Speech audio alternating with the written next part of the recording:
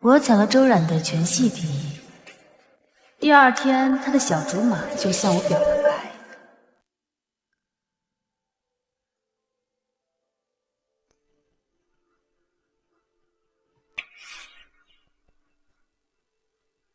来到我的世界，和我一起做差生好吗？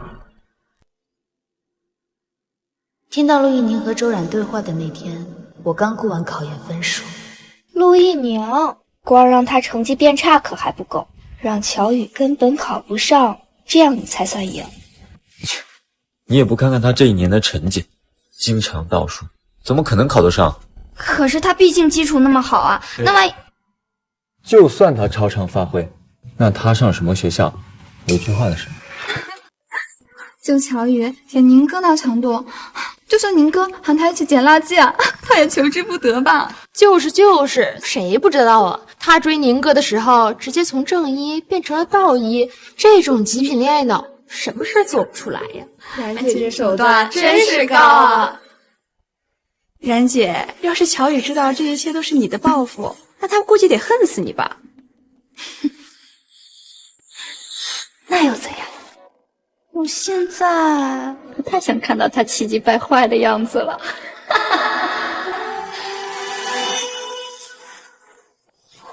周冉，你错了，能得陆一宁这样大美人的机会，可是你亲手送给我的。这一年陪你们玩得很开心，但前程太重，就不奉陪了。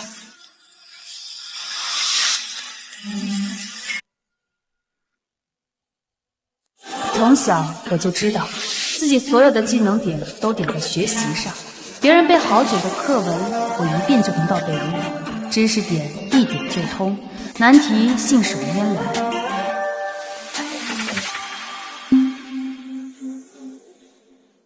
可惜，我生在了一个灰暗的家庭。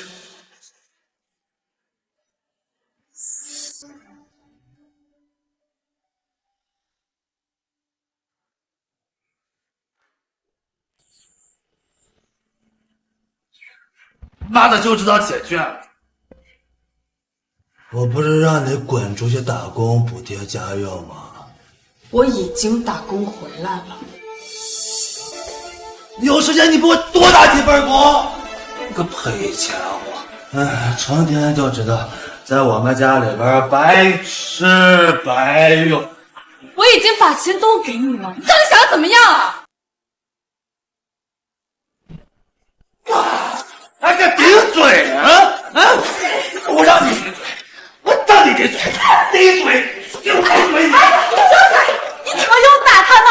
我他老子，我打他怎么了？哎，你再给我顶嘴你！吃了！打人可以，别打脸呐！我还指望他以后嫁个好人，换彩礼钱，一连你儿子都不管。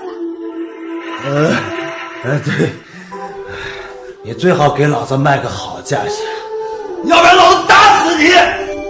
好了，真是晦气！宝贝，快去把新衣服鞋子换上，妈妈带你出去玩。一年，再忍一年，我就能逃离这里。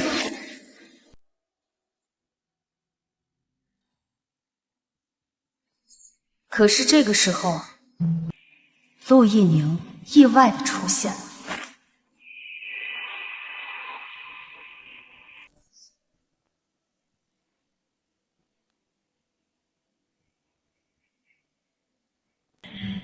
你没事吧？要不我送你去医务室吧。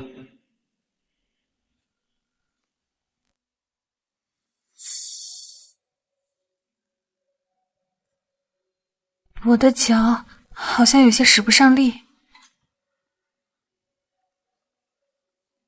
我用脚趾头也能猜到，这颗篮球不是意外，但它有什么关系？我灰扑扑的22年人生，只有父亲的拳头，母亲的算计，埋头苦读的至死。陆一宁是永远不可能注意到我这样的人。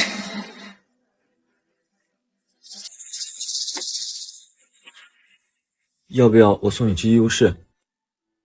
书中自有黄金屋，书中自有颜如玉。黄金屋为自己拿到，周然，你亲手送到我手中的颜如玉，要。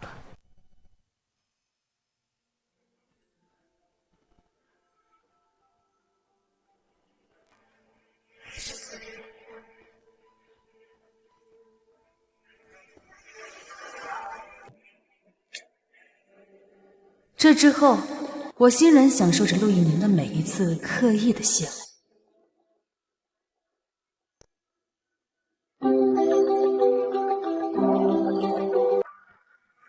我知道，这都是裹着蜜糖的陷阱，但我甘之如饴。他为我驻足的时间越来越长，看向我的目光也越来越火热。我知道，他们蓄谋已久的那一刻就要到来了。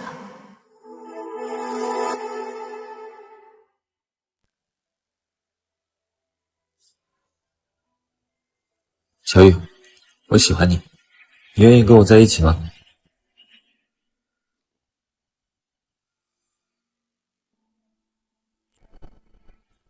不愿意。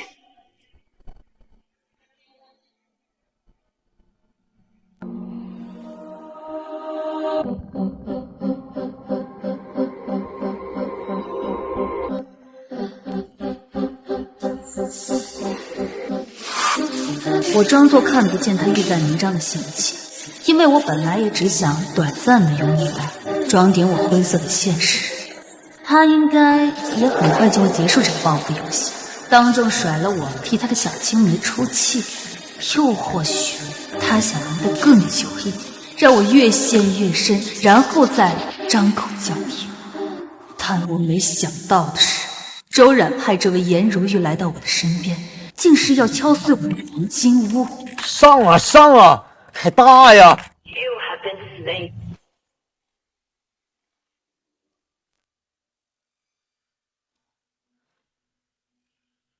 你怎么了？你为什么跟我在一起的时候还在写试卷啊？那我不做了。觉得我们差距太大了，我不喜欢这样。那你觉得怎么样才好？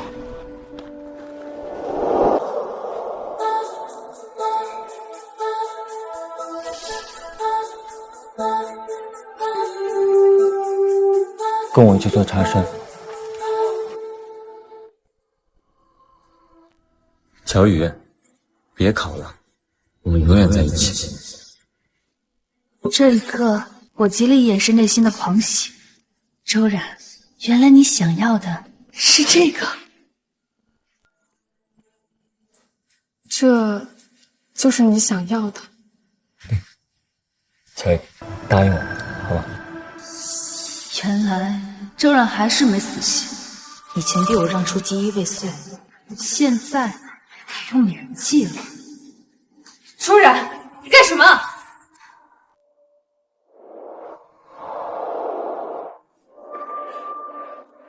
你挺了不起啊，一来你就考第一。你怎么把我告老师？你告啊！我爸是校长，我倒是要看看你能怎么告。可惜了，校长也不能取消你的成绩。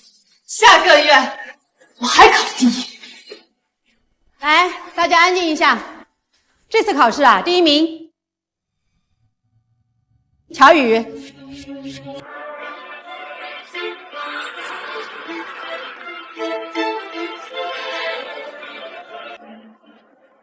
挨打而已，我的日常。你在想什么呢？你不答应我，就不是真心喜欢我。我答应你。不过，就我知道陆一宁不可能真心喜欢我，在这之前，我也不敢有出格举动，怕他逆反，叫停这场游戏。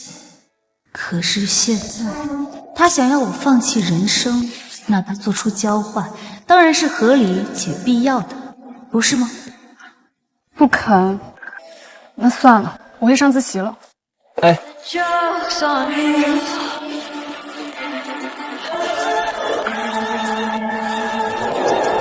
joke's on you.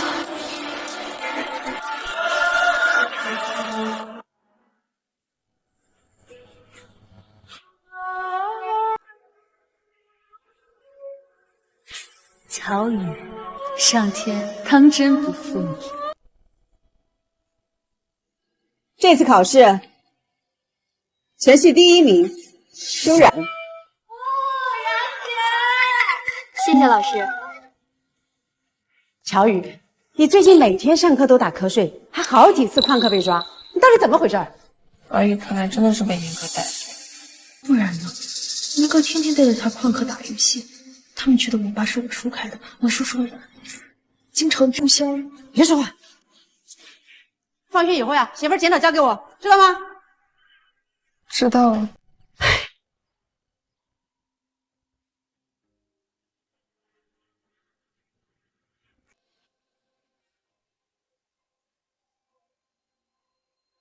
我该去领取什么奖励？小雨，等等我。今天这么开心啊？我球赛赢了，开心的。今天学校并没有球赛，终于帮你的小青梅把我的成绩拉下去了，你很开心吧？恭喜你啊！可是我还得写检讨呢。让我安慰慰你。今天是我的22岁生日，为我庆祝，好吗？好。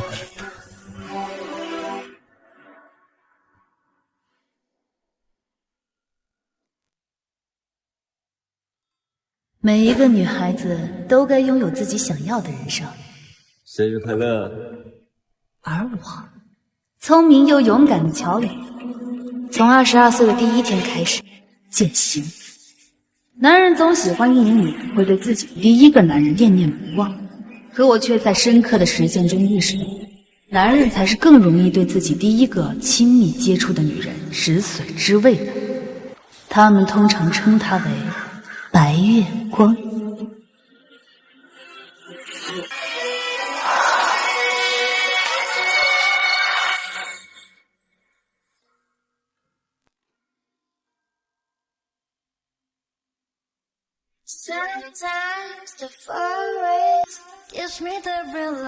身体的亲密会让许多隔阂消弭无形。陆一宁没有意识到自己不自觉间的亲密，更没有意识到他已经将我归为超出他和周冉原本计划之外的内人领地。可同为女人的周冉，却敏锐地察觉到了这期间的微妙变化。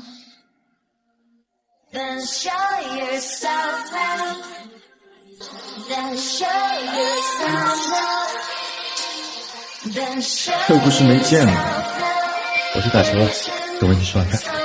好。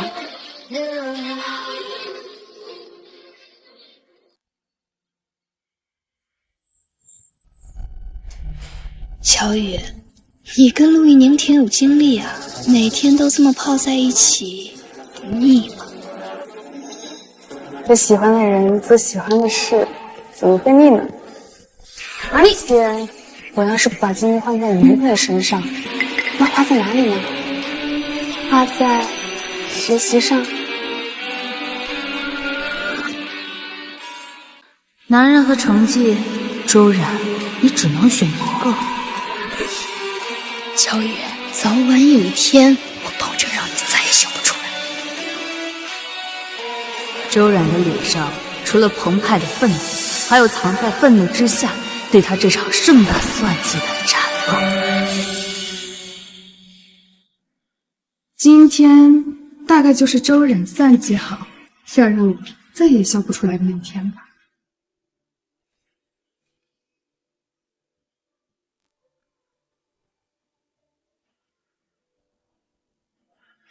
陆一宁，你都好久没有跟我一起耗了。他填完志愿之后，你就赶紧把他踹了。之前可是答应过你的，只要你帮我毁了那个贱人。回见。陆一鸣，你躲我！陆一宁大概自己都没明白，在网吧的那一天，我就拥有了让他步步深陷的筹码。只要他和别的女生亲密，我二话不说就去学习。于是，陆一宁一步步妥协，从回避每一个爱慕他的女同学，直至回避他的小青梅周然。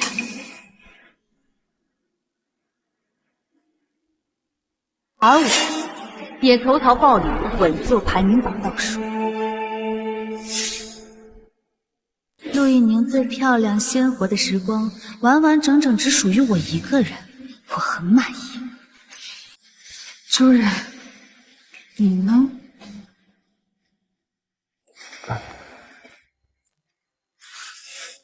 之前乔宇在的时候你躲我也就算了，现在他不在，你还一副为他守节的样子。陆一宁，你该不会真的喜欢上那个书呆子吧？那不都是你策划的吗？如果不是我为了他守身一隅，你以为你那些第一名怎么来？现在回头到手了，开始反咬我一口是吗？那我也没有让你做到这个地步啊！考完这半个月，你天天跟他泡在一起。陆一宁，你真的以为我不知道你在做些什么吗？陆一宁，你说话呀！做什么？当然是有情人做快乐事了。给你。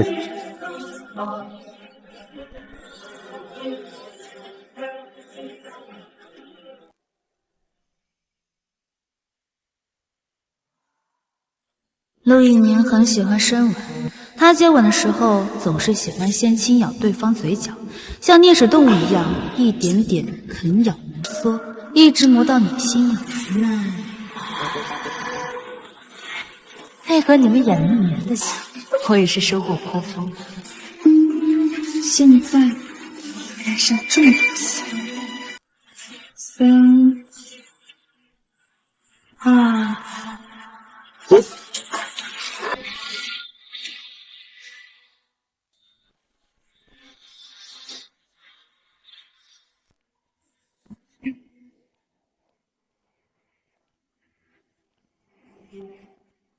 等着你们2个，不是说好今天统一查分吗？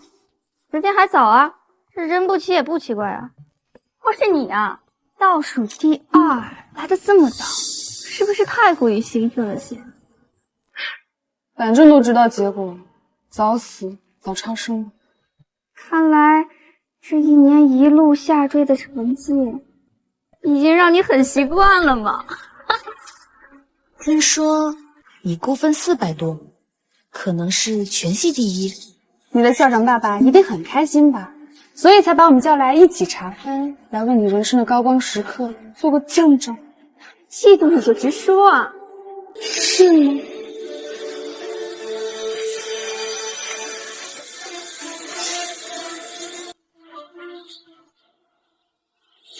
哎呀，你的嘴怎么这么红呀？是吃坏什么东西了吗？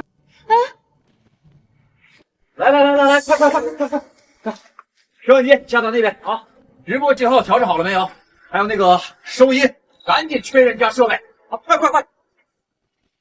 你们还愣着干什么？赶紧快进去坐好，马上9点就开分了。原来校长不仅要我们见证周冉的荣耀时刻，还要直播给所有人看呀！小雨，我说过，总有一天我会让你再次出来。9点之后，你就好好的看着我是怎么把你狠狠的踩在脚下的。场面比我想的还要大，我也更加期待了。小雨，9点，我们先坐下。好。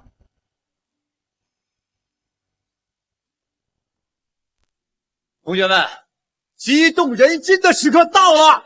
今天我们所有同学统一集中查分，按照学号轮流上台，分数呢将公布在大屏幕上，所有观看直播的人都会见证这历史的一刻。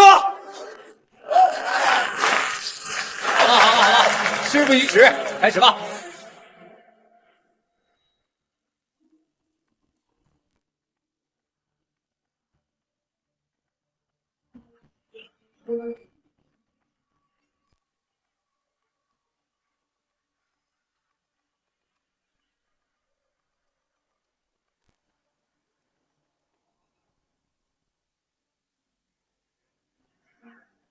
哇，404，爸，我比预估的还要高了4分。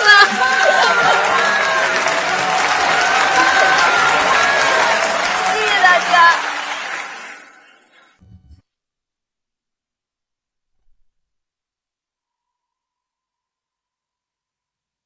下一个，小雨。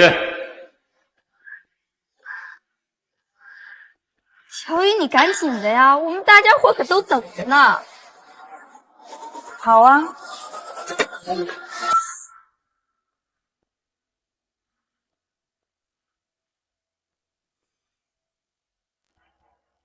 乔宇，你也别太难过了，大专也没什么不好的。虽然师资差，但他学费贵啊。虽然说他就业难，但他环境也大呀。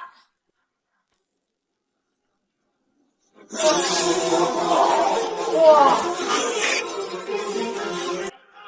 这怎么可能？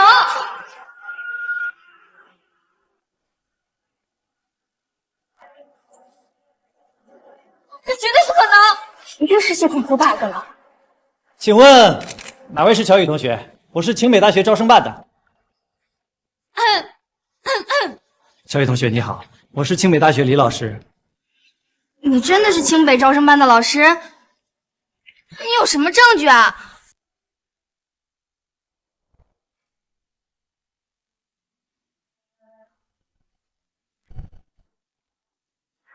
这种事情怎么好作假呢？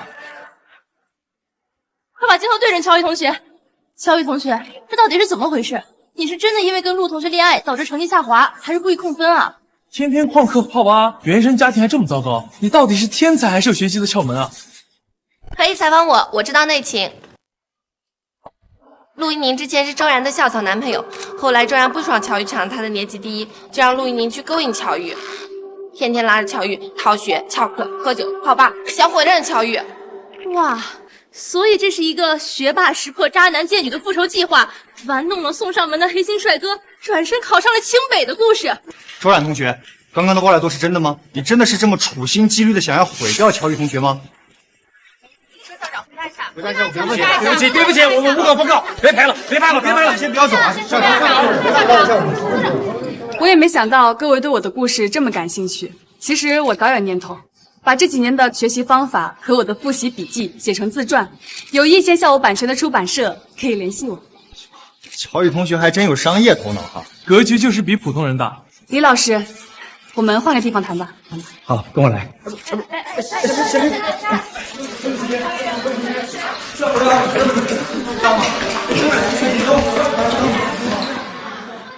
乔宇，我有话跟你说。乔宇，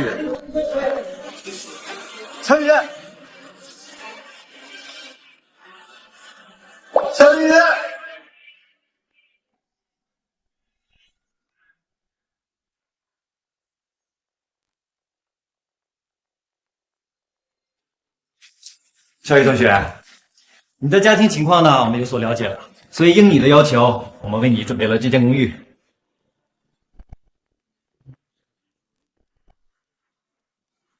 在你入学之前，你可以随意使用。我们还为你购置了笔记本电脑，作为你的开学礼物。谢谢李老师，我们学校见喽！开学见。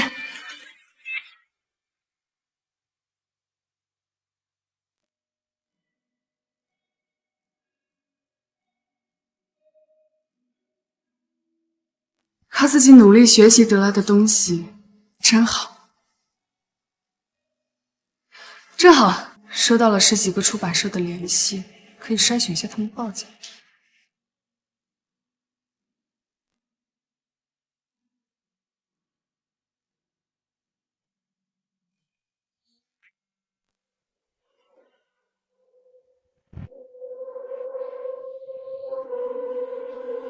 喂，接了。看电梯，看电梯。喂，哎，小雨，我是爸爸。哎，你这次有没有奖学金啊？奖学金有啊，起码50万了。50万，而且还有很多出版社抢着要跟我签合同，让我写自传，版权费嘛，至少又有100万呢。100？哎姐，这下得给我买一台好电脑了。就知道电脑，家里有很多东西要置办，其实。这乔家真是祖母亲呀！就是，你说我咋没这福分呢？以后乔家再怎么着，可是要横着走啊！哎呀！麻烦问问乔宇同学什么时候回家？我们盼着给你们一家做专访呢。对，哎，小雨，你什么时候回来呢？记者们还等着采访呢，你赶紧回来，妈妈给你做一个庆功宴。回家？回什么家呀？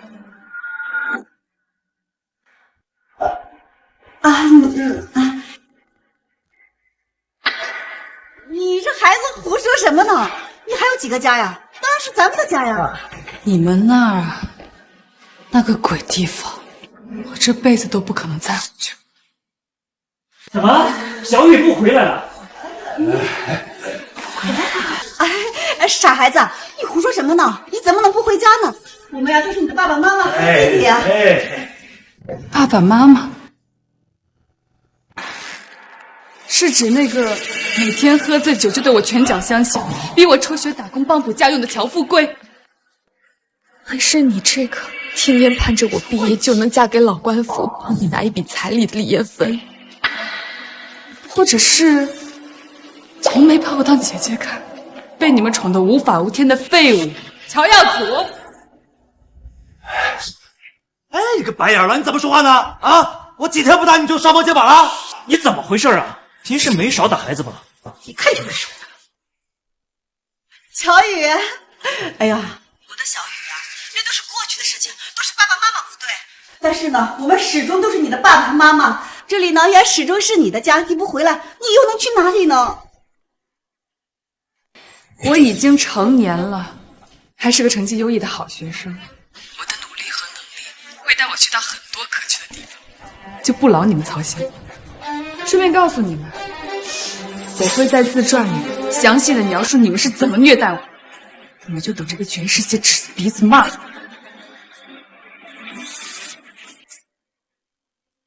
乔宇，哎呦！喂，造反了！我这把死丫头拽回来，我打了他腿！所以乔宇同学说的是真的，你一直在虐待他。哎呀，这个乔家真是没福气，你真是活该！我早就看他们一家都不顺眼，从小就重男轻女。快拍！哎，别拍了，别拍了！你别拍，看到没有？还看什么宝？滚蛋！给我滚蛋！滚！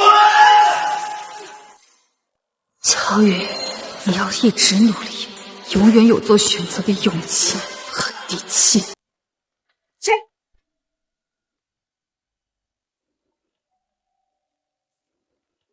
乔宇，是我，乔宇。开门。乔宇，我想了很多办法才知道你在哪，我只想见你一面。你开门好吗？乔宇，我除了见他们，我不在乎你要骗我，我也不在乎你成绩上好还是差，我只想和你在一起。乔宇，你想去清北，我就报京都的学校，我们一直在一起好不好？求你。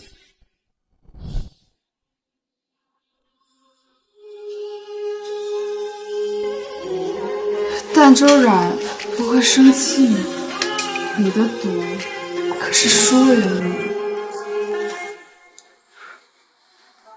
不然都听到了。我不是那样的，乔宇，我之前不认识你，也不了解你，才会被周冉一击就赢下那个赌。现在我后悔了，我真的后悔了。我开始慢慢了解自己的心，喜欢你，我真的好喜欢你。以前的事我们就让它过去，好不好？我们重新开始。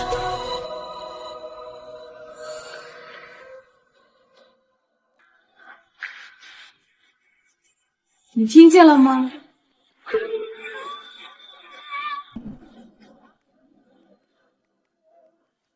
周然，你听见了吗？周然。乔宇，你这个贱人！你以为你这样就能赢了我吗？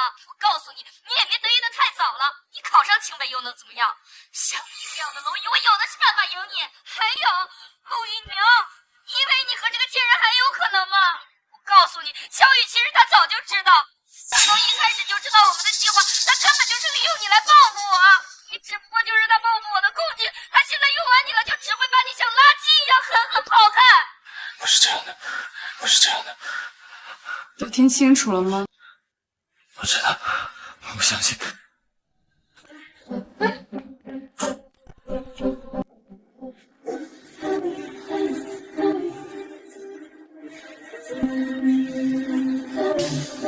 我知道你也喜欢我，对不对？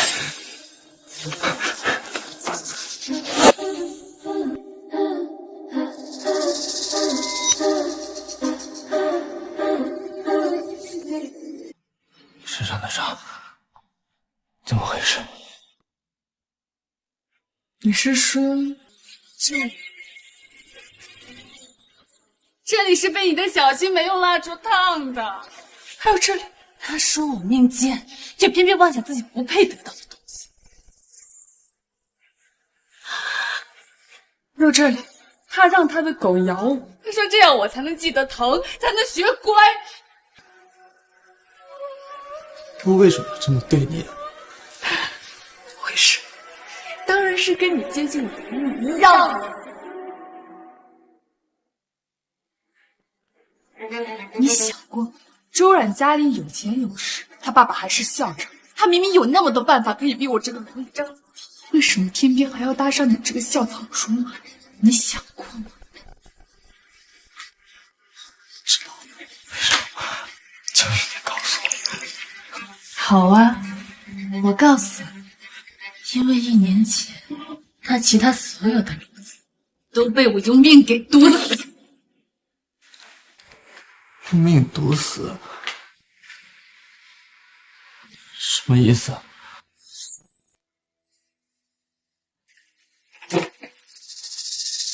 陆一宁，准备好重新认识我。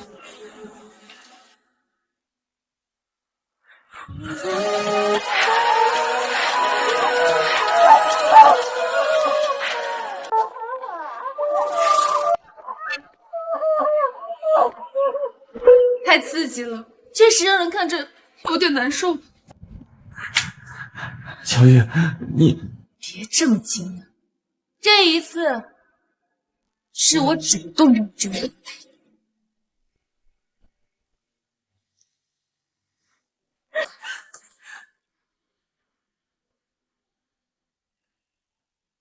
小雨，你就等着被推雪吧，我腻了。周冉，你什么意思？话说了，不识趣的东西呢，眼不见为净，何必一直脏了自己的手呢？既然你一而再再而三的不让，那我就只能找个理由把你开除了。哈哈，懂了吗？哈哈。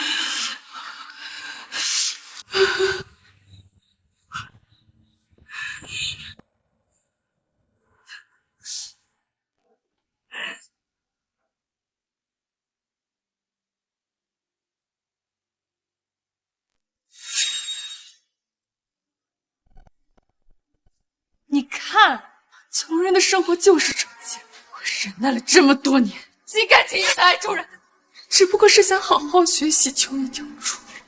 高高在上的他，用一句话就把我的路给断了。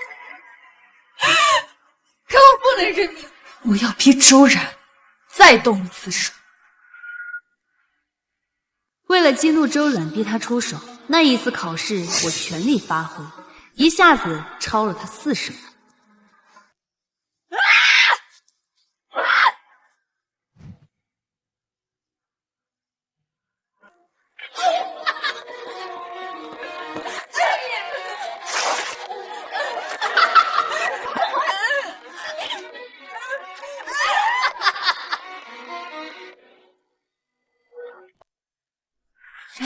冉姐，再打要出事了。真晦气！明天我就让我爸开除你。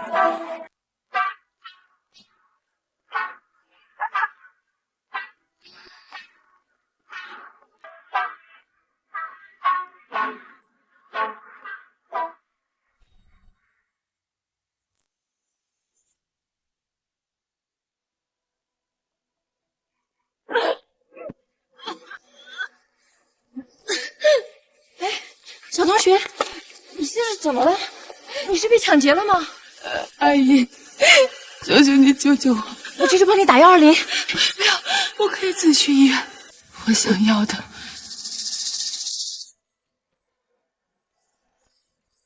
是你这个东西。你是要行车记录仪的 SD 卡？凶手行凶的过程被拍下来了。好，我去帮你拿。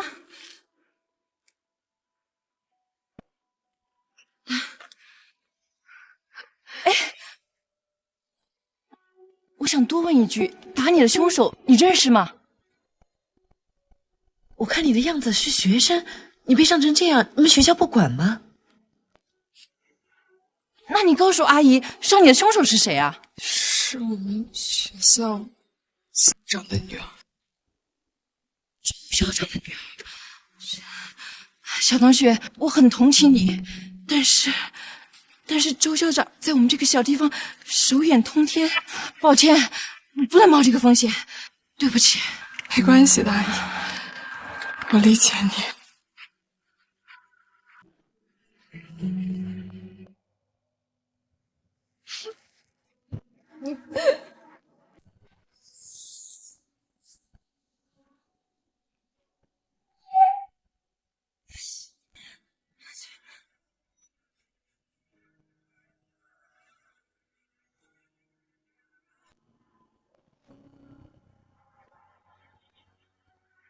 小同学，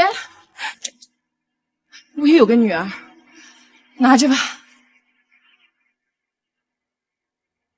救自己。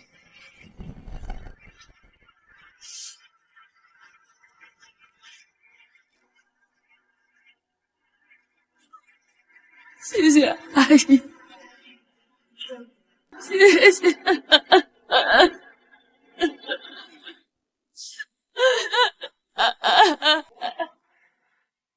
这就是这个视频的来历，是我拼了命从一个心软的母亲那里算起来的。算计？我忘了说，事发前那条巷子里的每一个车，我都去确认。最终，我选中了那个阿姨的车子，是因为她在自己的车子里放了很多跟女儿的合照。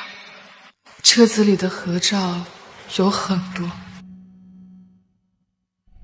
最新的一张看得出来，她的女儿应该也比我大几岁。那个阿姨应该每过几年都会换一次合照放在车里。这么爱女儿的妈妈，应该会很心软吧。所以，周冉动手时，我拼了命的把自己暴露在他行车记录仪拍摄范围之内。你看，我多坏，算计了一个无辜的、心软的母亲。你这是在赌命。不然呢？不然呢？我们这样的人，除了命还有什么？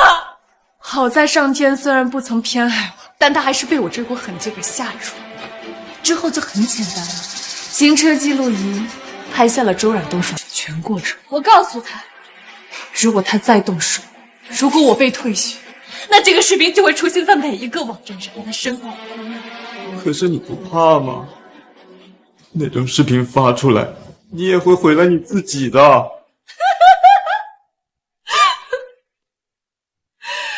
你跟周冉的反应果然一模一样，但是人跟人是不一样的。我敢烂在泥里，他敢吗？你们这样的人敢吗？他不敢，可他又不甘心，所以他把你送到了我身边。可这些我都不知道啊！我当然知道周远的暴行和你无关，否则和施暴者的同伙谈恋爱，很恶心，不是？那我们是不是？跟你周周伟那一样无耻恶毒，所以你刚才为什么要愤怒呢？周远说的没错呀，我就是要报复他。凭什么要受害者受困一生，施暴者却能活得潇洒畅快？我就是要亲手夺走他在乎的一切，排名、爱情、前途，亲手把他送进监狱，让他在里面的每一分每一秒都记着。他所失去的这一切，是他扇过的每一个巴掌，留下的每一道伤痕，是天堂轮回，是罪有应得。而你就是我报复的工具之一。你真的从来没有喜欢过我吗？当然，我喜欢过你的脸，喜欢过你的身体，可唯独没有喜欢过你这个人，一分一厘都没有。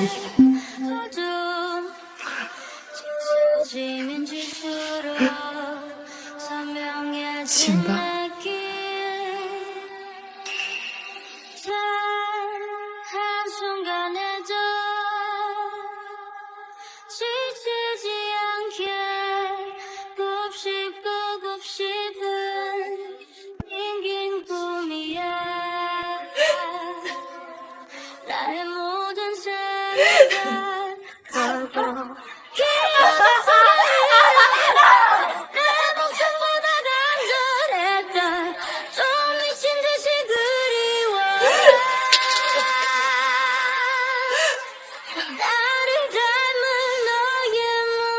周然，谁告密了？乔宇同学，你放心，你提供的视频证据已经足够指控周冉的暴力行径，我们已经派人去拘捕周冉了。接下来的事情就全部交给我们，法律一定会为你伸张正义。你就好好学习，好好休息。谢谢你们，早点回去吧，开心点。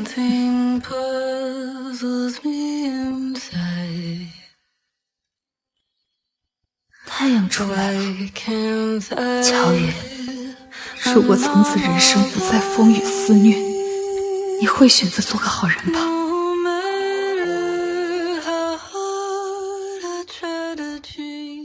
感谢各位媒体朋友来参加我们知新出版社为乔宇同学举办的自传签售会。接下来，用隆重的掌声有请我们的乔宇同学上台。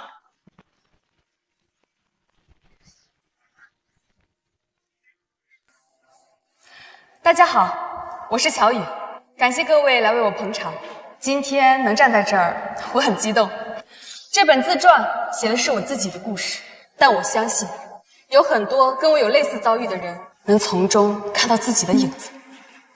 乔宇同学，我已经看过出版社送来的样本了，看完之后我真的彻夜难眠，很难想象你这么小的年纪就已经经历了这么多风雨。我也是，我是熬夜看完的，我一边看一边用完了2包纸巾。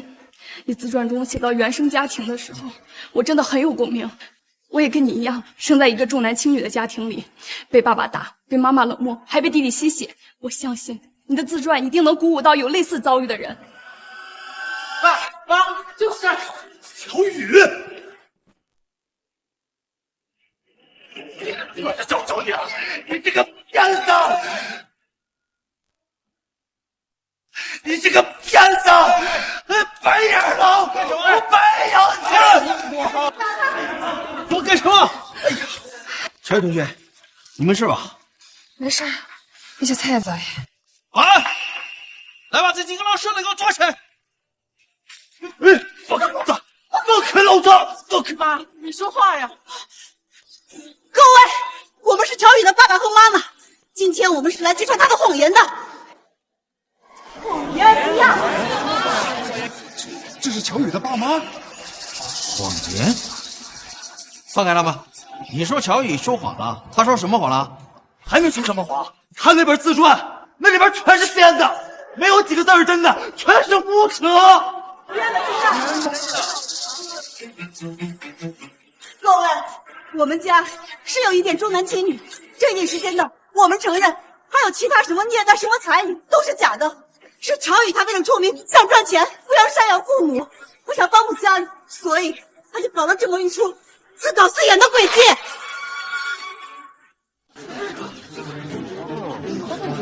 真是个没良心的白眼狼，我们白养你了，我们就是啊，姐，你富二代了也不能不认爸妈呀。为什么要在自传里面编造谎言说他们虐待你呢？你就这么恨我们吗？我们可是一家人啊！真是女大不中留。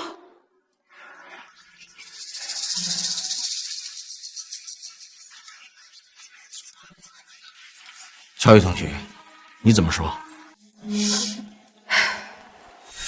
我的想法很简单，凡事都要讲证据。我在自传里将我打工攒生活费的流水，我爸殴打我的验伤，还有我妈要拿我花彩礼钱的微信聊天记录，全都罗列了出来。他们说我是在撒谎，总得拿出点证据吧。乔宇同学说的很对，乔宇同学的自传里证据很详实，难不成他拿着自己的前途和名声污蔑你们？这对他没有任何好处呀。当然有，我有铁证。乔宇同学，你意下如何？有证据，当然要拿出来给大家看看。小雨，要不是你把我们所有的联系方式都拉黑，我们也不至于跑到这里来，闹得这么难看。你还造谣污蔑我们，你要是现在给我们道歉的话，乖乖跟我们回家，妈妈可以当做什么事都没有发生过。这些证据也就不用拿出来了。你能考得这么好，我们为你高兴啊！小雨，我们也不想把事情做绝了，对不对？你考虑考虑。对呀，姐，跟你回去继续跟西西，我是不是还要把我的奖学金都拿出来让你们挥霍呀？这不用了，谢谢，抓紧把证据拿出来。小雨，好啊，这都是你逼我的。各位，你们看看，这是我老公，也就是乔宇爸爸的医疗记录。他患有高血压、心脏病，长期吃药维持，不能喝酒，不能情绪激动，否则的话就会引发脑梗。你说他这样的人，怎么可能会长期酗酒呢？怎么会虐待乔宇？至于那些彩礼什么的聊天记录，我也不知道是怎么来的。我说了，你们要是不信的话啊，你们可以看我的手机，你们随便检查。各位媒体朋友，这些诊断单都是真的，高血压、心脏病，他的确不可能天天酗酒打人啊。对呀，那微信记录里确实没有说什么彩礼，说不定他把彩礼内容都删掉了。那乔宇也能 P 图啊！姐，我求你了，你有什么气对着我撒好不好？你放过爸妈他们。你知不知道，因为你的自传，现在网上的人全部都在网暴我们家呀？几十年的老街坊啊，也都指着爸妈他们骂，我们家都抬不起头做人了。学校里面的同学也都指着我一个人骂呀。他们确实重男轻女，确实思想封建，可是他们真的没有虐待你啊！他们只不过是给我买了几件新衣服和新鞋子，你何必撒这么大的谎去报复他们？我求你了，放过他们好不好？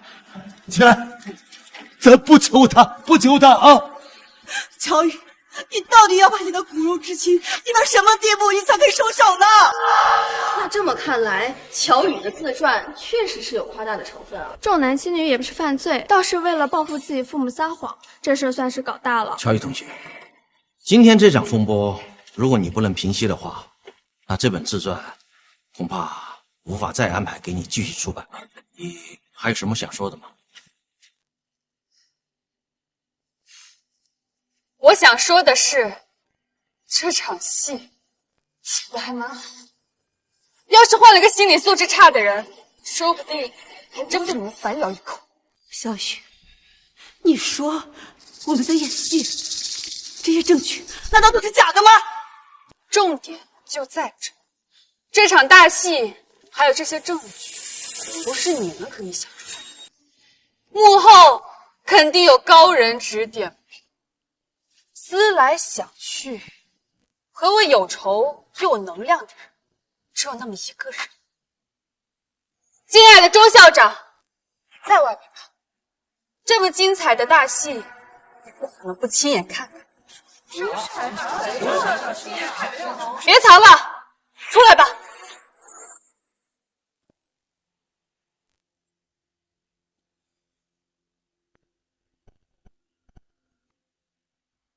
还真是周校长。难道乔宇说的是真的？周校长撺掇着乔家人演戏？周冉现在进去了，周校长跟乔宇有深仇大恨，那他确实能干出来这种事儿。周校长，今天乔家人来跟你有关系吗？我确实提供了一些帮助。也就是打击报复。这乔家人真狠心，为了恶心女儿，居然和虐待女儿的凶手勾搭上了。各位稍安勿躁，还请听我说两句。诚然，我女儿周冉深深的伤害了乔宇，为此，她已经接受了司法的制裁，这是我作为父亲的失职啊。但也正因为如此，我作为校长不能够再失职了。乔宇是一位前途光明的年轻人，我不愿意看到他行差踏错呀。在知道了乔家人的遭遇之后，这才决定帮助他，其目的就是为了让乔宇回头是岸。乔宇这个小屁孩，居然想利用我对付他没心没肺的爸妈，害我女儿坐牢，还有耍我的手。今天我跟你一并算清楚。各位，抛开我的立场不谈，乔家人是拿出了切实证据的。大家看看这些诊疗单，我想试问各位，一位高血压、心脏病的患者，怎么可能会天天酗酒打人呢？这就是不折不扣的谎言。从这点来说，确实不是没有可能。这些诊疗单都是我院长朋友帮忙开的，任谁都看不出端倪。如果乔宇这一点会撒谎的话，那说明他其他方面也有可能撒谎。看看吧，我还是相信我们的女学霸。爸，你说你高血压、心脏病，不可能酗酒打我。啊，对呀，有问题吗？乔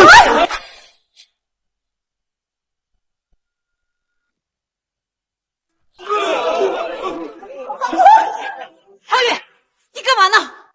我早就想这么干。疯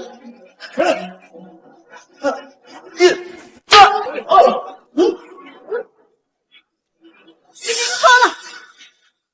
妈的，给你脸了我！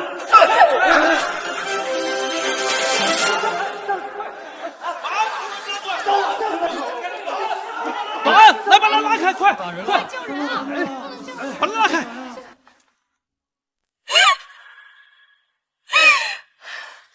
我是高血压、心脏病中的动路，挺健康的呀。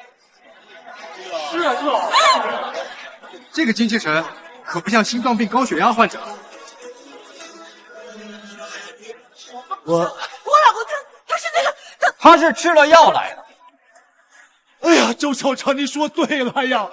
不瞒各位啊，我刚吃完药，我现在就有点不舒服。哎呀，老公，行了，别演了。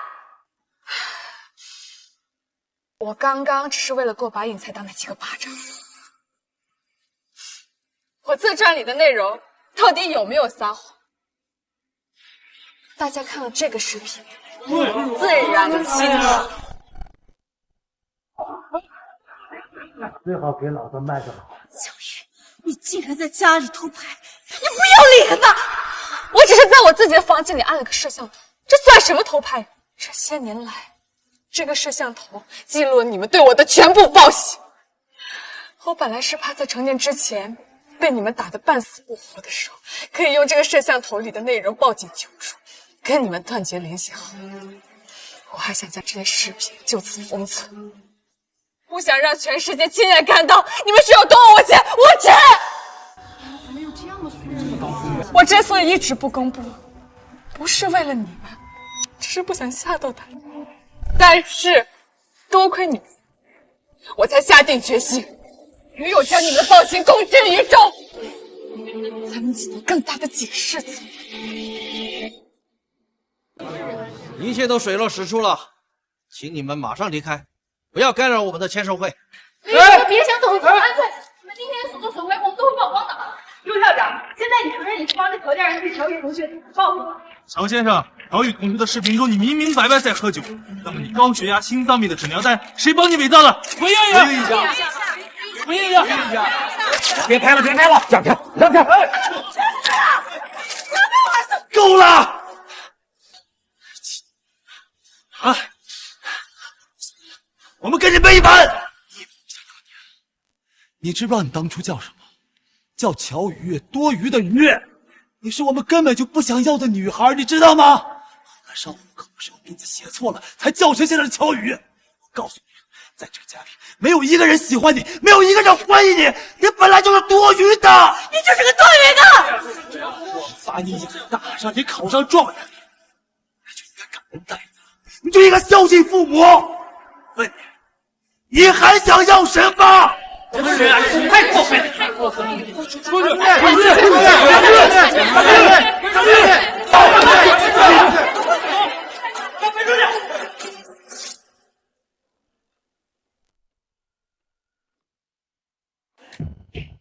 乔宇同学，今天发生的这场风波，是我们出版社方面没有做好安保工作，你也受到了不小的冲击。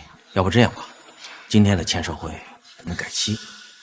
今天啊，咱们就踏踏实实的吃顿状元宴，给你压压惊，好吗？你们严重了，我没事的。签售会可以如常继续。真的吗？你一会儿可是要通过网络发表演讲，这场演讲会估计会有几百万人观看。我可以，我很肯定。明白，我马上安排，带乔宇同学下去整理一下。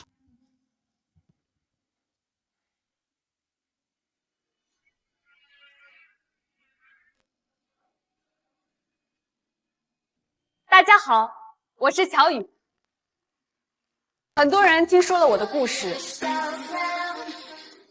如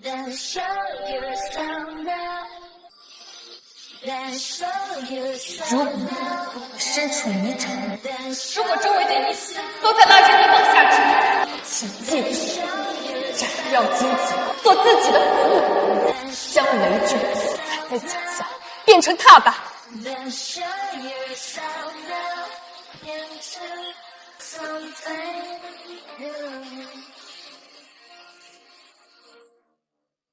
我是乔雨，不是多余的余，也不是风雨的雨，而是他日卧龙终得雨，今朝放鹤且冲天的雨。但愿你我都能凭一身铮铮傲骨，从泥潭中爬出来，去看旷野，去逐繁星，去往远方。我先行一步，在前路等着你们到来。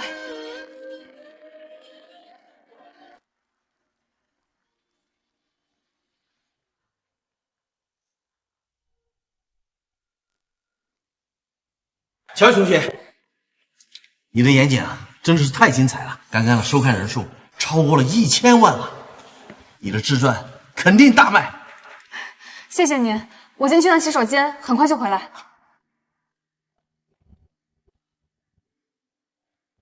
等等，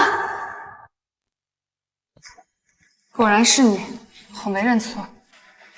我没想打扰你，我只是想远远的看着你。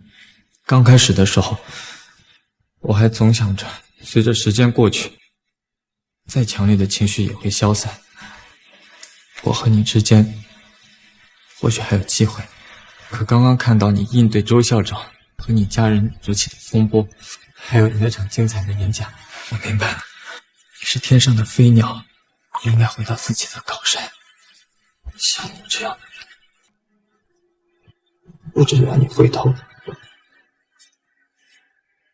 很文艺，但我更喜欢务实。这张卡里有2万块钱，是我跟你在一起的时候我所有的花费。和你在一起这1年，我的很多花销都是你出的，多得我不用节衣缩食，不用谨小慎微，可以专心学习。哦不，是可以偷偷的专心学习。现在我要还给你了。不用，谈恋爱我花钱应该的。陆一年，别误会，我把这个钱给你，并不是觉得我欠你。当初我只是提前预支了自己能力的筹码，如今我来为自己兑现了。这笔钱是还给过去那个弱小无助的我的。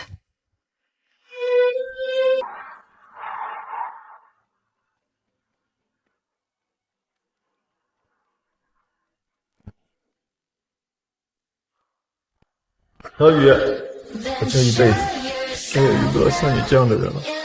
当然，我可是独一无二、判若骄阳的乔雨。陆一鸣，再也不见。会再见的，不管多久，我一定会追回到你的身边。清北研究生毕业后，我工作了2年，随即被咨询业最顶尖的公司 BAT 猎头挖走，担任运营部的副经理。今天是我入职的日子。这就是经理办公室。经理你好，我是乔雨，是新来的运营部副经理，以后就是你的副手，请多多关照。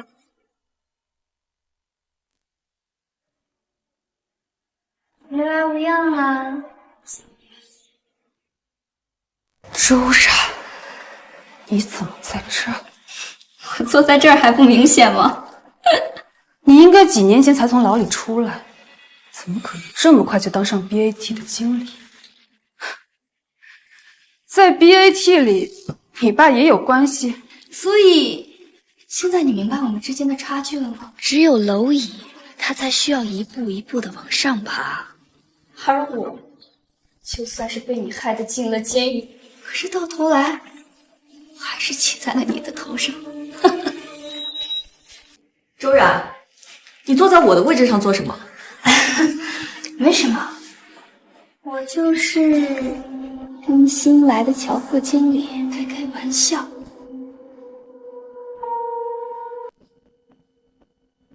你就是新来的副经理乔雨吧？你的职位有了新情况，我们部门只需要1个副经理，但现在有2个人选，一个是履历显赫的高材生，一个是关系户。我说的谁是谁，就不用辩论了吧？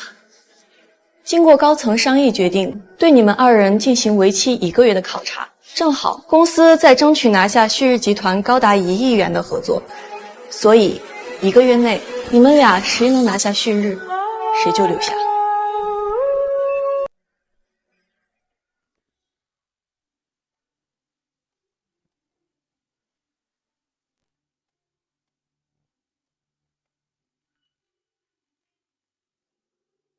旭日集团，我一定会把你拿下。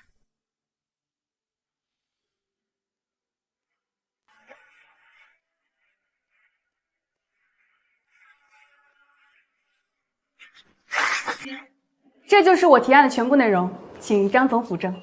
乔副经理，作为旭日集团这个重点项目的负责人，我呢就不拐你了。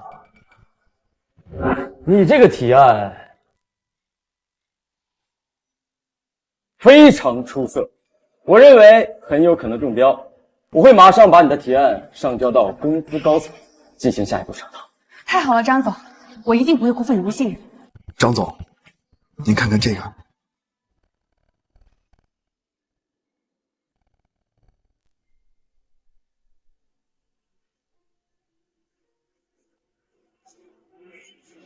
乔副经理，很抱歉，我改变主意了，你的方案我不予采用，请你离开吧。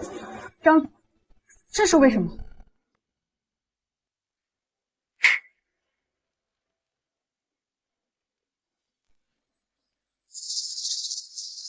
张总，等等，这到底是发生什么事了？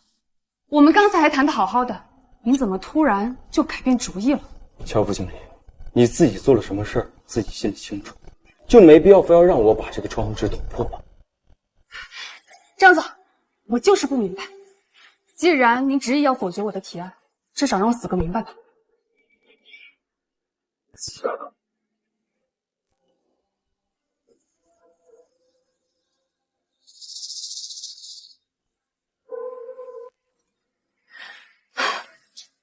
突然，真是一点长进都没有。张总，这个 PPT 是对我的诬陷，我可以跟你解释清楚。你不用跟我解释，这种丑闻不管真假都麻烦得很。你跟我解释，就算我信了，我的上级不信怎么办？乔副经理，我们做生意都讲究多一事不如少一事，所以这个合作以后再说吧。再见。张，不知道张总能不能听我解释一下？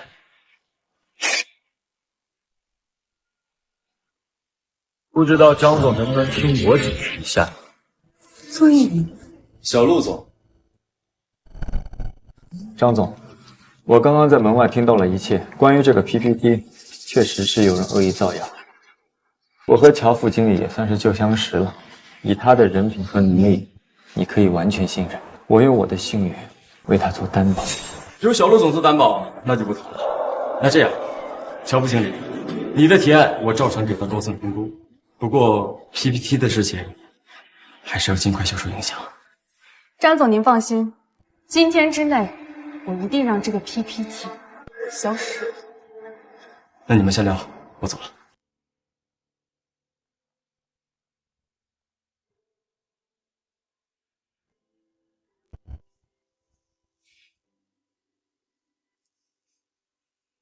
没想到吧，乔宇，你说过我们再也不见，可现在我们还是再见。无论如何，感谢你的帮助。你好像对我出现在这里一点都不意外，也并不关心我的身份。陆玉宁，我是个被猎头挖掘的职场精英，来谈合作，自然要对你们旭日集团做深入调研。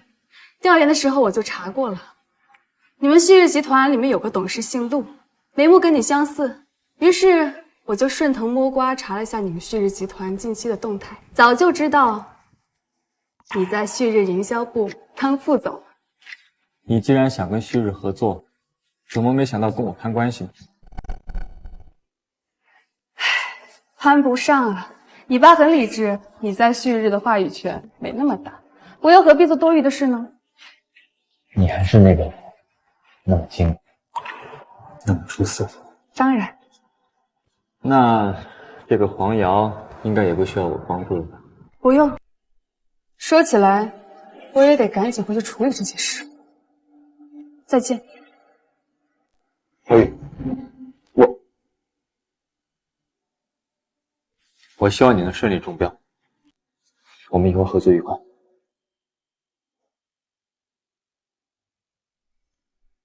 一定。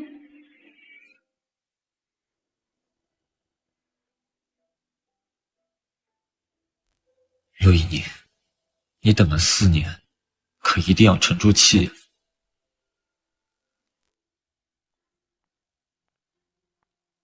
冉姐，你可太厉害了！你那个 PPT 一出来，你看乔宇怎么给你斗？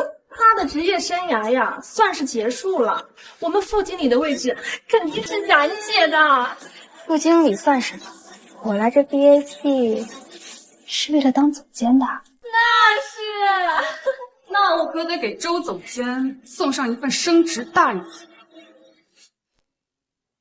乔宇，你敢死！多少岁了，还是这些手段，能不能有一点长进？你有什么证据证明是我做的？证据？我需要证据证明是你做的。你是不是还没搞明白？现在不是学校，而是社会了。你什么意思？周然，你造我黄瑶只是捕风捉影，可你因为对我施暴而蹲过班房，可是铁证如山。周大小姐是不是想全公司？是全行业都知道你光辉的过去啊！你猜全行业上上下下这么多人，要是知道有一个不学无术的老板坐在办公室里跟他们谈合作，他们会怎么想？乔宇，你可别忘了，你要是敢揭发我，一定会暴露你那丢脸的过去的。我只是有被你欺负的过去，但是从不丢人，凭什么让受害者卑微些许？该受到谴责的应该是施暴者才对啊！周然，要玩小手段就玩得高明一点，不要让我一下子就抓住痛脚。1小时之内，我要你弄的这个黄谣 PPT 消失。再让我看到有在传播，那你的光辉过去 PPT 就会立刻警报全网。你们2个给我去工作，还有，去给我买杯咖啡。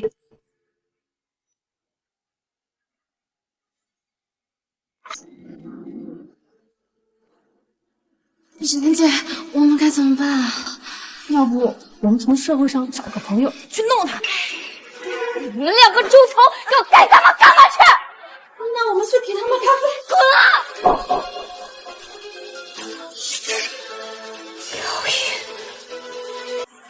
保证让你再也笑不出来。恭喜你们，你们2个的提案都进入到了旭日集团的最后一轮评估。据可靠消息，旭日集团明天上午将会决定最终中标提案，而且将会是你们2者中的一个。你们做得非常好，这是我应该做的。公司高层决定明天举办一个隆重的庆功会，同时也是一个表彰会，为我们这次拿下旭日集团价值1亿的合作好好庆祝一下，也好好表彰一下我们这中标提案的大功臣。当然，我也知道对你们来说这是好消息，也是坏消息。我只能说，祝你们好运吧。谢谢李经理的祝福，不过我不信运气，只信实力。李经理，要是明天乔宇因为愿望落空而在现场发疯，我很乐意为你做善后工作。我先出去工作了。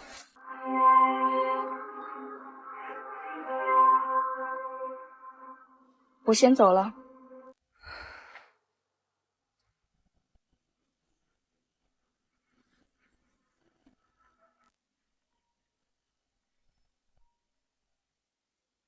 喂，爸，怎么样了？放心吧，宝贝女儿，一切都办妥了。谢谢爸。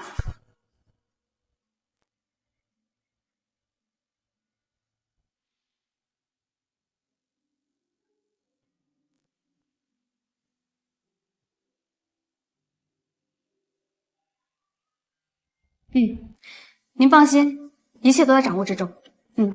一定。明天庆功宴会见分晓。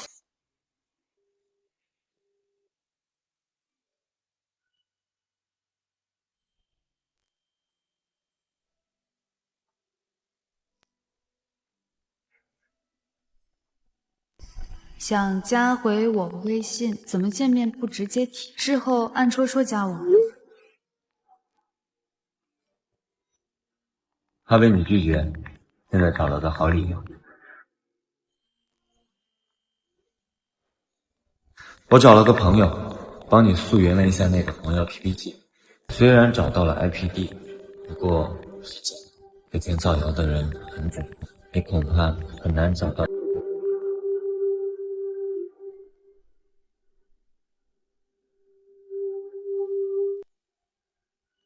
无所谓，已经解决了。不过还是谢谢你。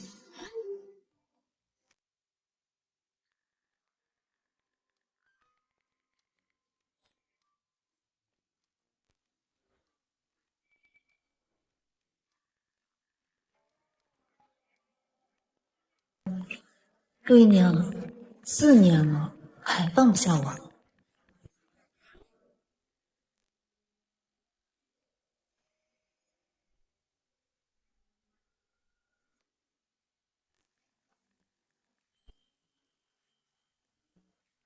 现在没空儿女情长，明天是决定去留的庆功宴，很重要。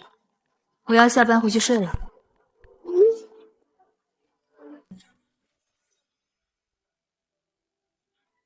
时间过得真快，陆一宁，再也不见。会再见的，不管多久，我一定会再回到你身边。爸，我要上镜，我想去旭日，你帮帮我。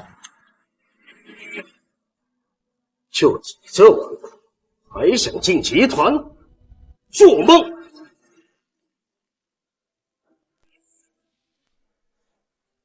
爸，我是认真的，你要我怎么努力我都愿意。你小子疯了！好，我帮你，但你如果半途而废，我打断你的腿。乔宇，我这几年很努力，出国深造，回来生根，我不再是差生了。现在，我有资格进你的世界了吗？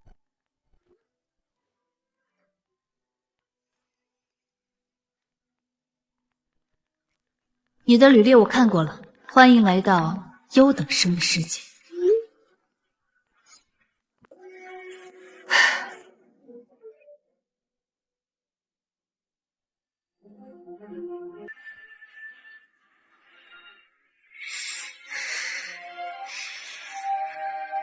乔宇，别考了，和我继续上大专吧，我们永远在一起。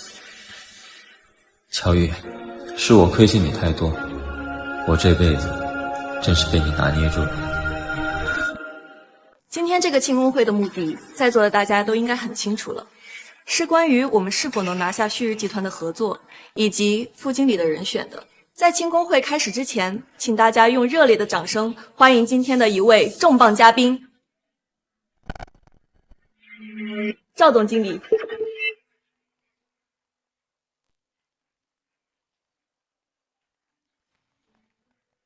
赵总竟然亲自来，看来公司很看重这个合作啊！说不是呢，董事长病休1年，赵总已经是一把手了。我看赵总进董会也就是时间问题了。非常感谢各位的热烈欢迎啊！今天我很高兴，因为今天是我们的 BAT 拿下旭日合作这件事情，基本上已经是板上钉钉的事情了。这可是个大事儿啊，离不开在座各位的努力。不过与此同时呢，我也很痛心。因为今天也是决定2位优秀的年轻人去留的日子，错过谁都是遗憾。很可惜啊，公司暂时无法提供更多的管理岗位，而2位年轻人呢，也不应该屈就。所以呢，今天就让我们用实力来说话。赵总，旭日的结果应该马上就会通知过来。好。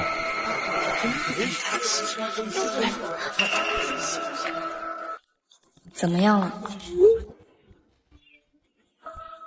冉姐放心，都搞好了。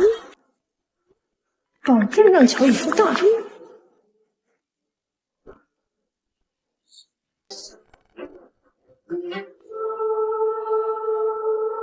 赵总，旭日集团的电话打过来了。好，看来今天谁去谁留已经有结果了。乔宇，你说这像不像当年的大考察喷啊？像，当年的结果你没忘吧？这一次输定。接电话，开免提。喂，你好，我是赵子高。哎呦，竟然是赵总亲自接电话，诚惶诚恐。我是旭日集团这次负责招标的负责人张弛，打这通电话是为了告知乙方，经过评估，乙方其中一个提案被采用。我们旭日非常期待与你们 BAT 合作。敢问张总啊，这次最终采纳的是哪套方案？我看看，是代号为 QY 的方案。QY 是我的方案。QY 那是谁的方案？你急什么呀？我们不知道，高层肯定知道。好，那谢谢你们，之后我们保持联系。哎呀，看来已经是尘埃落定了。QY 的项目中标，其负责人是我们公司的大功臣，顺理成章的应该成为部门副经理。让我们恭喜 QY 的项目组。周然，你还是输了。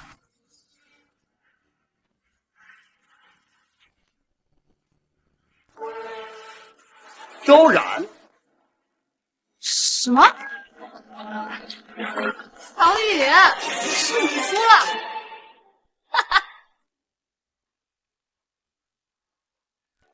张总，你负责的中标结果出来了吗？出来了，小陆总，你这么关心是因为乔副经理吧？算是吧。所以最后哪个方案中了 ？QY 啊。QY，那就是乔宇的方案，太好了。是啊，我也知道这个方案是乔副经理的提案。不过我听说 BAT 那边负责这个项目的方案名字叫周冉，只要不影响方案落地，我们旭日是不会摆设的。什么？怎么会是周冉？赵总，李经理，是出什么岔子了吗？Q Y 明明是我的方案呀，为什么变成周冉的？安静，小雨啊，你说 QY 是你的项目，可我这里明明的写着 QY 是周冉负责的。李经理，这是怎么回事啊？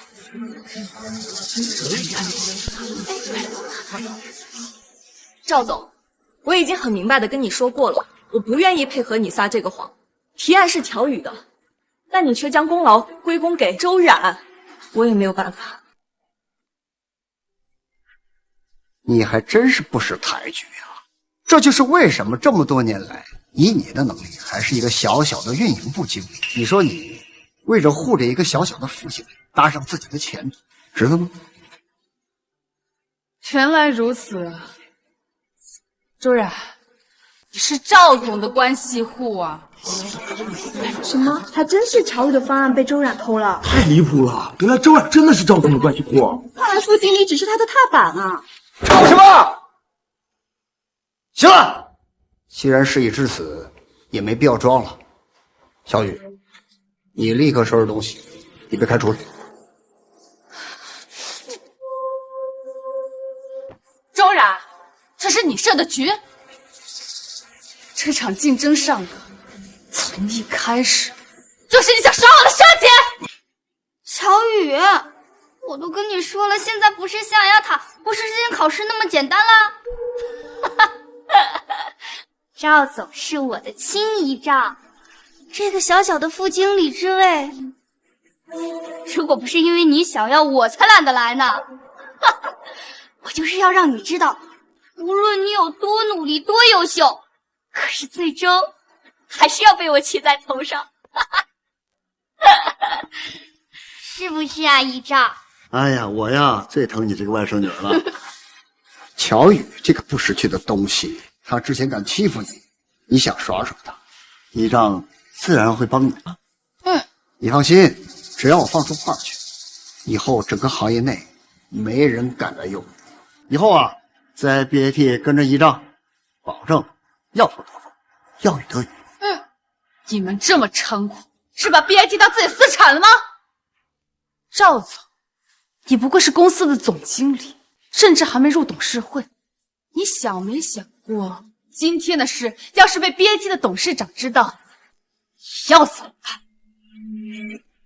今天这个事儿，谁敢捅到董事长那儿去？董事长他现在正在病休，谁打扰他老子，我开除你呗！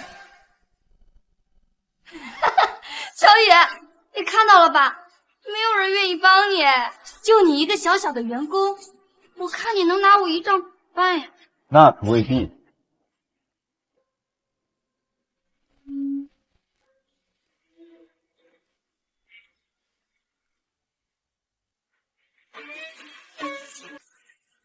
你是旭日集团营销部的小陆总，没想到赵总认识我，正是。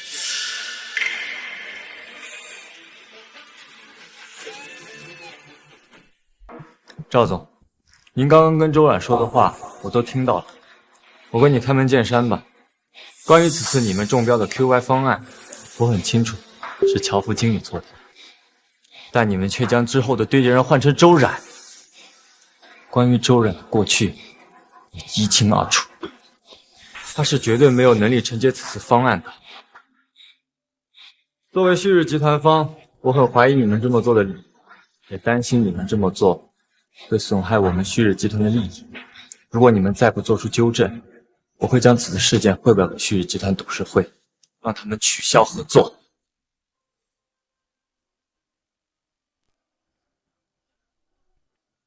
陆一宁，你疯了吗？当年乔宇利用完你就一脚把你踹了，现在你还帮着他。小陆总，太冲动了吧？你知不知道你这么做会对我们双方造成多大的影响？我很清楚你在做什么，在做正确的事。我早就该做的正确的事。1个亿的合作，好，好啊！既然小陆总把话说到这份上，那我明白了。我相信赵总会做出正确的决定。哎，所以我决定，就算是这次合作黄了，也绝对不让乔宇这货给留下来。什么？赵总，你知不知道你在说什么？赵总，这可是1个亿的合作呀！你身为公司的总经理，竟然为了维护周冉这个外甥女，给公司造成这么大的损失，你这可是严重的渎职啊！乔宇啊，公司的损失跟我有什么关系呢？你不是也知道吗 ？BAT 不是我的个人资产，就算是这次合作黄了，我一样旱涝保收啊！我担心什么呢？倒是你，因为这个合作把你这个祸根留下来了，那我这个总经理颜面何存呢？我以后还怎么控制公司上下呀？赵总，好城府啊！小雨，还有你，马上给我滚！你要是觉得不服我的决定，你也可以滚。我们 BAT 不缺人才。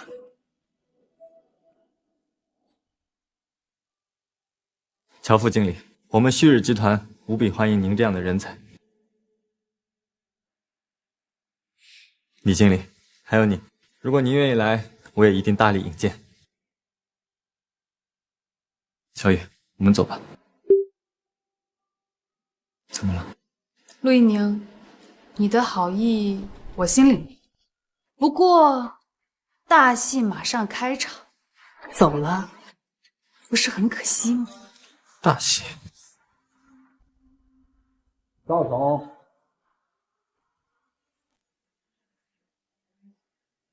好大的官威啊！哎呀，董事长，您怎么突然大驾光临？哎，快走走，董事长。怎么，赵总不欢迎我这老头子吗？怎么会，董事长？这是您的公司，怎么可能不欢迎您呢？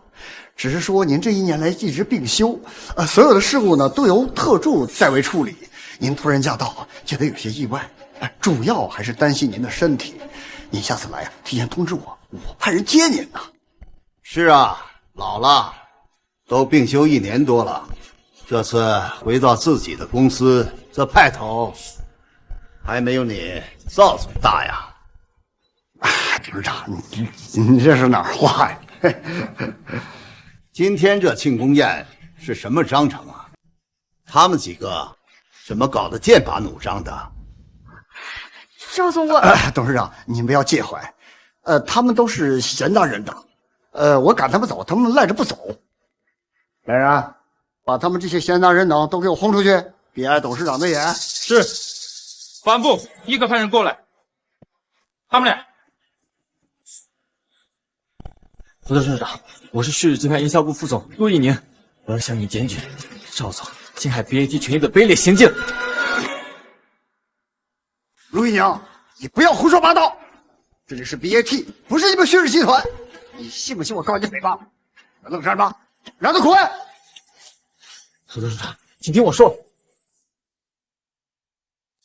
你是小陆总吧？赵总说的对，你始终是外人，不适合对我们 BAT 内部的问题指指点点。副董事长，你这个老东西果然老糊涂！你们愣着干什么？董事长都发话了，赶紧让他滚啊！赵子高，你急什么？我话还没有说完呢。董事长，你是还有什么指示啊？这外人不能说，我们自己的人总算可以说吧？你来说。董事长，他说就更不合适了。他是刚被开除的员工，正在公司闹纠纷呢。什么？你说他被开除了？对呀，胡说八道！你有什么权利开除他？乔特助，难道你没有和赵总自我介绍吗？你可是我派来的代表啊！哼！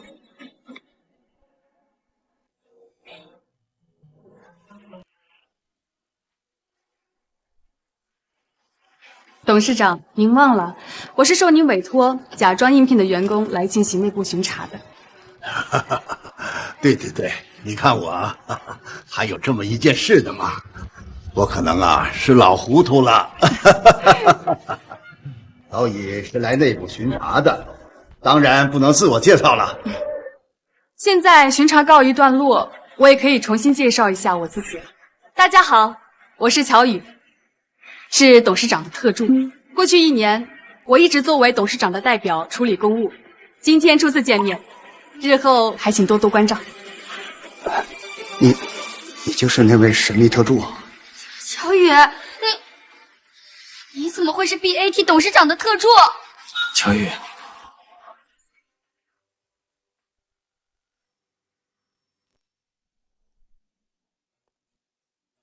周然，没想到兜兜转转了8年，你还是落得个自以为胜券在握，却被我耍得狼狈不堪的结局。乔宇，你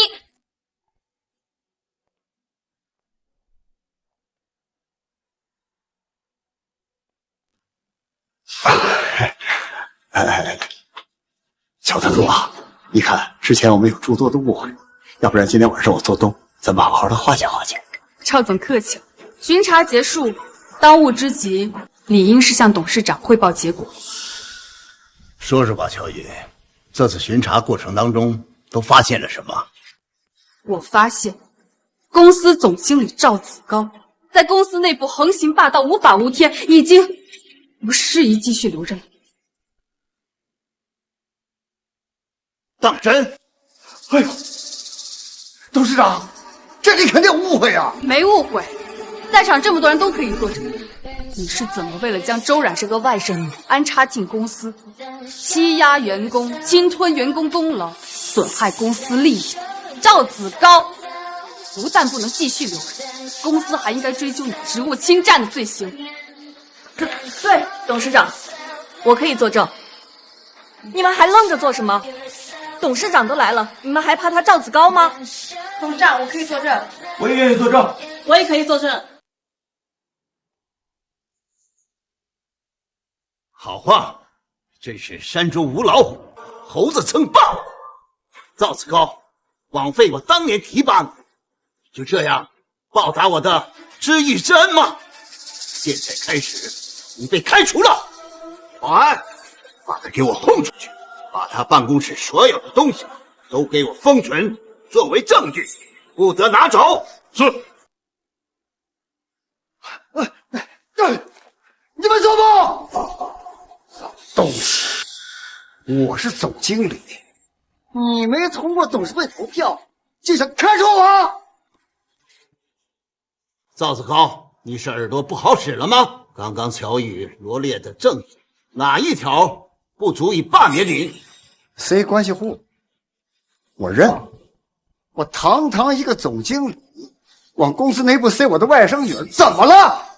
算什么大事吗？董事会谁没干过这事儿啊？就凭着这个，想说服董事会罢免我，休想！赵子高，你还为了周冉破坏了我们和 BAT 价值1个亿的合作，严重损害了公司的利益。这种事换做任何一家公司都没办法容忍，而且你还违法了。证据呢？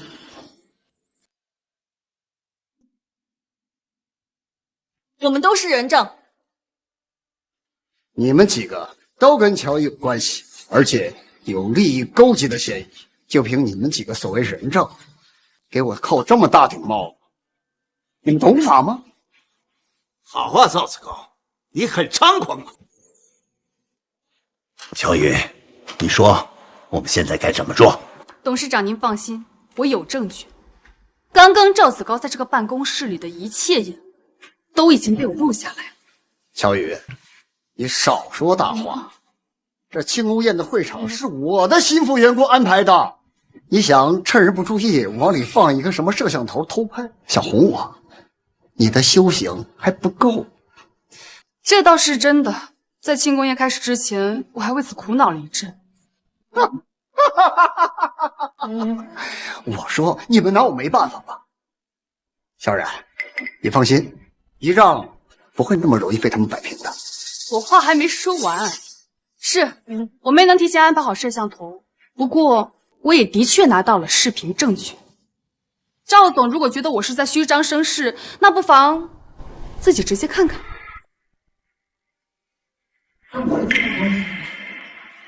你不是也知道吗？业绩不是我一个人的私产，我就是我压老师，这不可能！你是怎么搞到的？这件事情说起来，还得感谢您的好外甥女周冉。什么？周冉，你在干什么？一正，我还是我来替他说吧。周冉，他让自己的2个跟班偷偷安了摄像头，将刚刚庆功宴的过程全都直播了出去。他的本意应该是想将我被他抢的功劳、歇斯底里的样子直播出去，好报当年大考我害他在直播中丢人的仇。不过，他没想到的是，我不是一个普通的小员工，而是董事长的特助。同时，我也在暗中观察他和他2个跟班的动态，于是发现了这个直播，所以就轻而易举地得到了这个能指证一事。医生，我不是故意的，我废物，成事不足，败事有余的废物。董事长，刚刚收到消息，董事会一致同意开除赵子高，并追究他渎职、职务侵占的罪行。好，乔宇，干得非常好。保安，动手，把赵子高、周冉还有他的随从全都给我轰出去！董事长饶了我吧！董事长饶了我！董事长，我不想失业。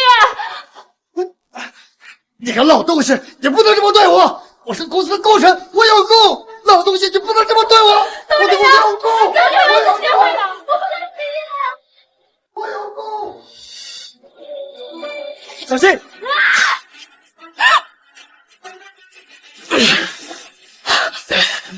明，你没事吧？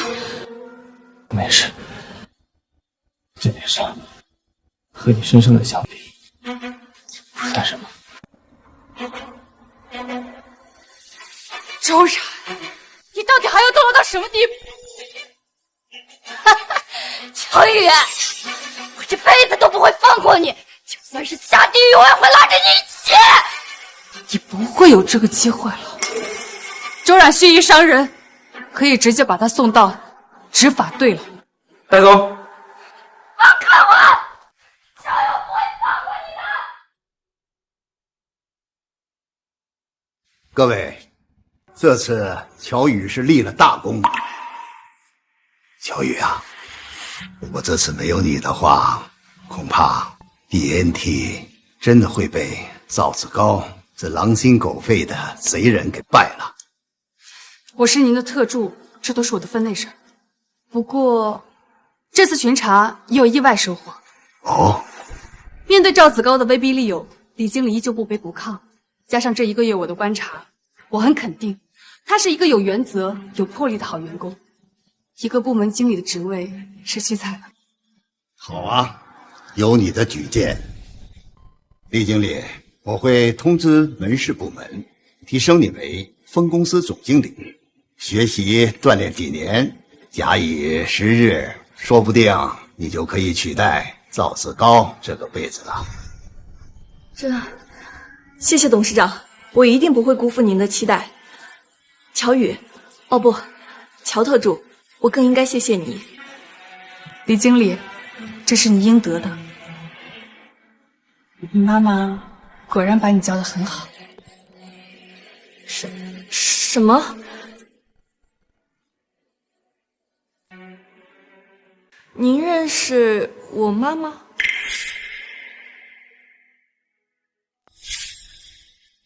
一面之缘，不足挂齿。董事长，我送您回家吧。好，送我下楼就可以了。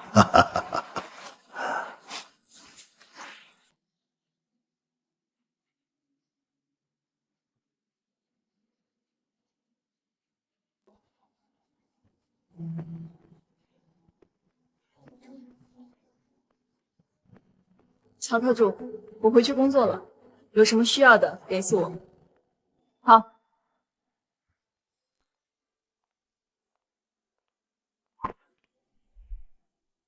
不走又不说话，是有话想说，但又说不出口。我只是在想，我如果要你送我去医院，是不是很厚脸皮啊？有点，你知道的，我心狠，很会举手。